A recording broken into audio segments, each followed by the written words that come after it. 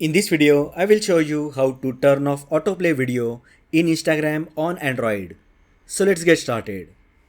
To turn off autoplay videos on Instagram for Android and save data, we need to enable the data saver feature. To do this, open Instagram app on your Android mobile.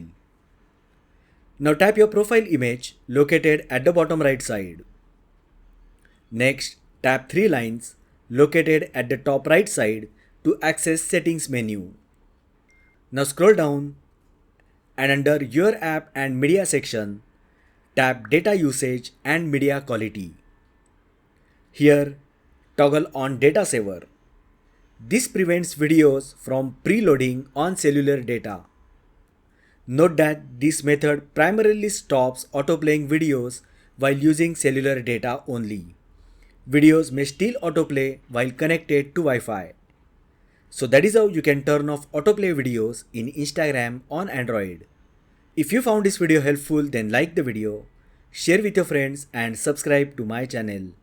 Thanks for watching and I will see you in the next video.